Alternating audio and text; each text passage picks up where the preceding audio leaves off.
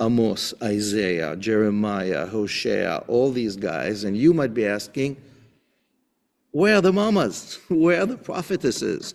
Where are the women to hold us through the moments of darkness? And so we know that there were wise women and women who were seers, witches, medicine women, and a few women who were defined as a prophet. This is patriarchy, and it's a man's game written by men, but the power of some of these women could not be avoided. Right. The most important one among them is the last one of Jerusalem. Her name is Huldah, Huldah the prophet.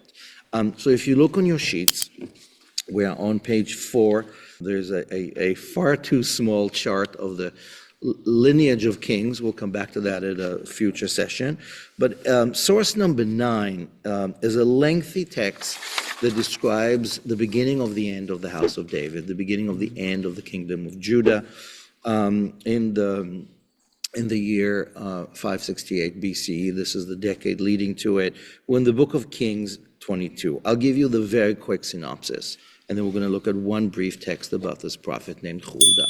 There's a king on the throne. His name is Josiah. He was put on the throne as an 8-year-old boy. There's a lot of religious coups and the people who want the tradition to stay on. So he's a bit of a puppet, and he grows until he's 18 years old. And then he begins the great reforms. Under the Judean mindset and the priests that helped him, they are fighting idolatry. They don't want the goddess. Asherah, the great goddess of Israel, imported from the north. They don't want her there. They cut down the sacred trees of the goddess. They probably execute many of the priests and priestesses who worship the different deities of the land. They centralize Jerusalem and the temple of Jerusalem, and they declare that Yahweh is the only God, which to those people would have been like, what are you talking about? There's lots of gods. Ours is awesome, but he's not the only one. But Josiah's reform is a major theological reform. And then something happens. They begin fixing up the old temple, Solomon's temple. It's his great-great-great-great-great-grandfather. It needs repair. And while they're repairing, somebody finds a book, a scroll, inside one of the, hidden crevices. And they come to him and they say, we found this book, this scroll in ancient Hebrew.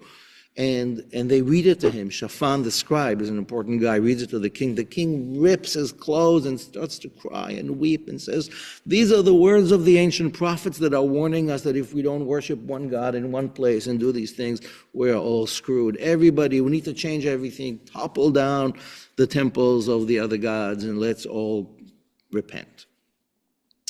But before he does that, he says, I need validation that this scroll, this book is actually legit. And so he says, go find out from the most important authority, can we trust this book? And where do they go? They go to the prophetess of Jerusalem, the last one.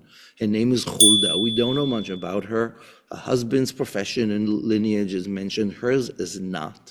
She's mentioned in a few other places in the Bible, but she basically looks at the scroll that they either found and most likely wrote, according to most scholars, and she says, this is real.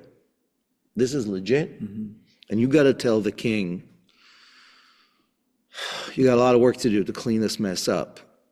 And this won't be punished. You won't be punished for the crimes of your ancestors and for all this idolatry and the lack of justice. You're going to die okay, but your descendants will not.